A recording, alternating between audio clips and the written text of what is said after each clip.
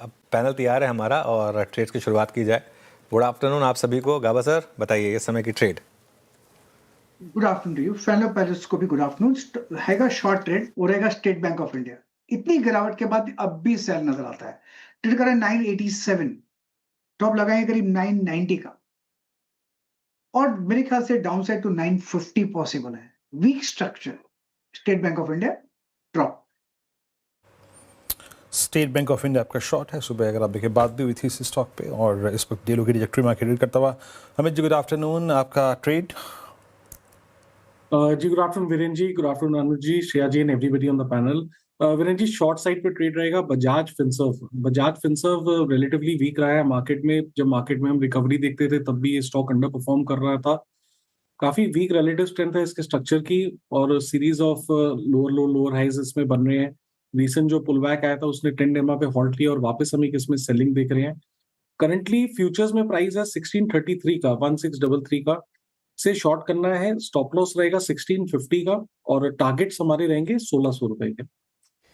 Bajaj Finserv chat GPT में इसका जिक्र किया गया था, काफी कमजोर है चार्ट्स पर। बिकवाली की राय अमित जी की तरफ से आती हुई। अरुण जी गुड आफ्टरनून, बताइए कौन सा स्टॉक पिक कर रहे हैं?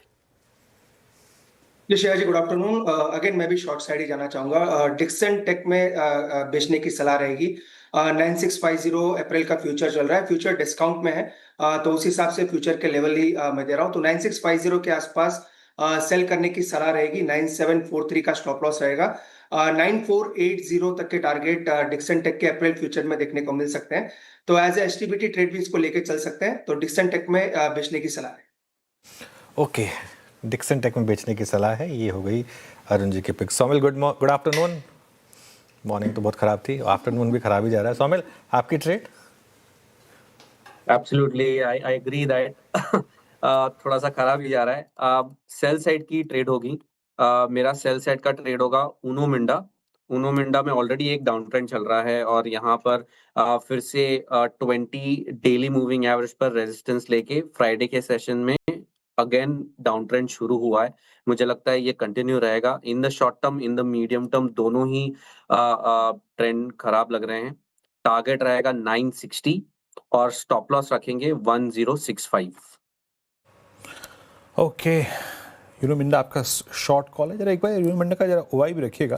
फिर चलेंगे पंकज जी के पास। हैवी शॉर्टिंग इस काउंटर में 1% नीचे, इंट्राडे हाई करीब 1051 का। अप्रैल फ्यूचर्स रखिएगा जहाँ भी रखेंगे। अब बीनवाल चलते हैं पंकज जी के पास। पंकज जी आपका ट्रेड क्या रहेगा इस वक्त का?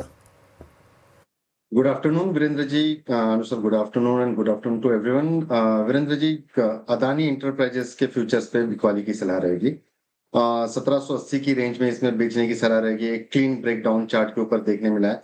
इवन कैश के अंदर वॉल्यूम्स बहुत कम नजर आ रहे हैं, लेकिन मुझे लगता है कि यहाँ पे एक 1790 रुपए का एक स्टॉप लॉस यहाँ पर मेंटेन करके चले। नीचे में 1730 रुपए तक के टारगेट्स देखने मिल सकते हैं। अदानी एंटरप्राइजेस बिकवाली की राय पंकज जी की तरफ से भी आती हुई। जतिन जी गुड आफ्टरनून, बताइए आपकी ट्रेड क्या होगी?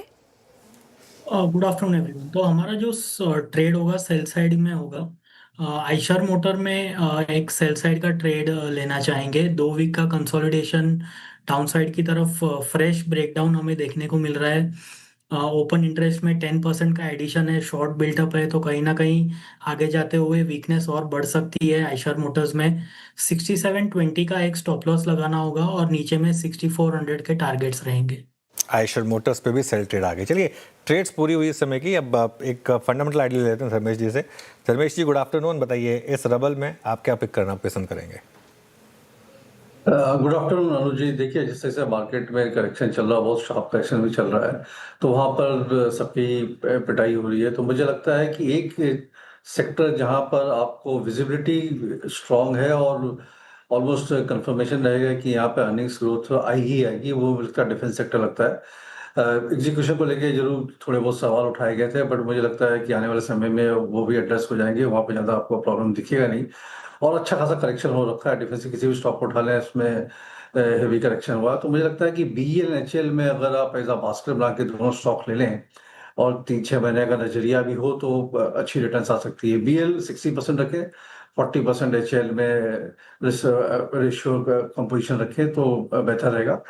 दोनों में ही अभी हाल फिलहाल ही गवर्नमेंट ने फिर 2.5 लाख में 2,38,000 करोड़ के आसपास के ऑर्डर के वापस से आवंटन करेंगे, तो उनका फायदा भी इन दोनों कंपनियों को मिलेगा।